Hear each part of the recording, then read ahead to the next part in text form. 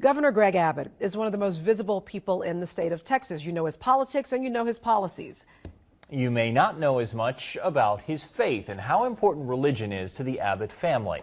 Tonight, as part of our special series, Beyond Belief, Faith in Texas, political reporter Julie Fine spoke with the governor about how faith shaped who he is and how it got him through the accident that left him paralyzed.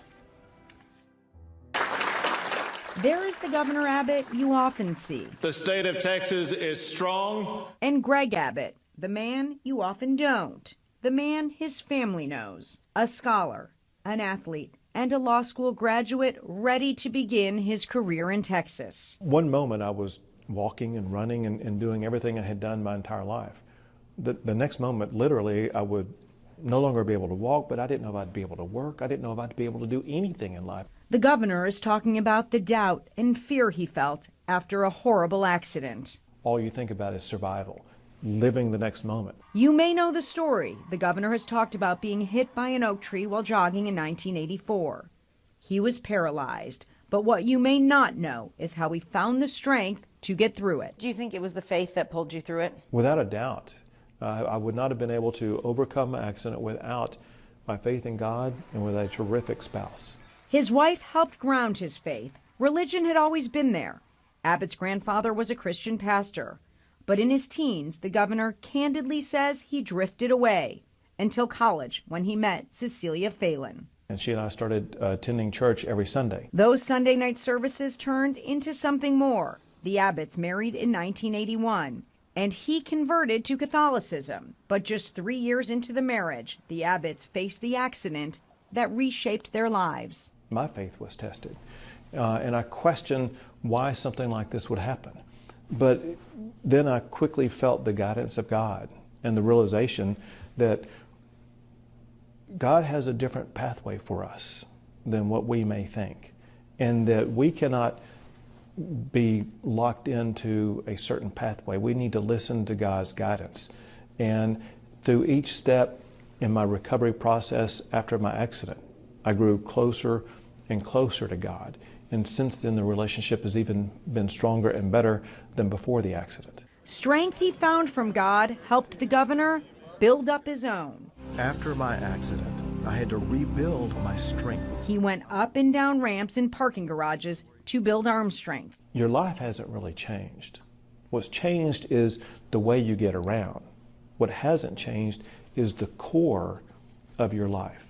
And if the core of your life is God-centered, then everything's going to work out just fine. The emotional and physical strength the governor found propelled him to the Texas Supreme Court, onto the Attorney General's office, and eventually the governor's mansion.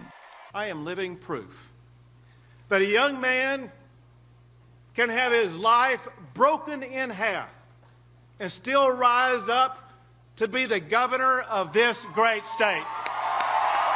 Only when you put your trust in God and something far bigger than yourself are you able to overcome that anger and realize that it doesn't matter if you can walk or not. What matters is if you can work every day to fulfill the will of God. The governor says that putting God at the center of his life helped him once again last summer. Whenever there's an accident, an injury, or tragedy, we always revisit our faith. The governor was showering and couldn't feel the scalding water on his legs and feet.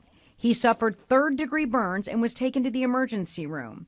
That's where he learned police were under attack on the streets of Dallas. And I told the doctors, you just got to package me up. I got to get out of here and get to Dallas.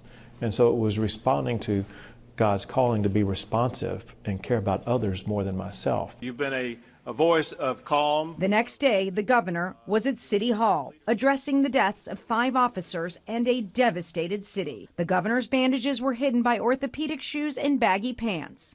No one noticed. I was there for something bigger than myself. 3 days later, the governor entered a burn center and news broke about what happened. With the Dallas situation, it brings to mind something for me, and that is that God doesn't promise a life that is storm-free. God's promise is the guidance, the support to help us through the storms that occur. And after 35 years of marriage, Cecilia and I go to church every Sunday. In Austin, we'll go to different churches around the area. But it's a key component of who we are. The Abbotts continue to weather life's challenges together. We're all challenged in life. And with me becoming a paraplegic, having suffered third-degree burns, in addition to that, going through a multitude of challenges. Whatever your challenge may be, the most profound way to deal with those challenges is through connecting with God. With God as your guidepost, you'll be able to overcome any challenge that ever comes your way. God bless you all. Julie Fine, NBC5.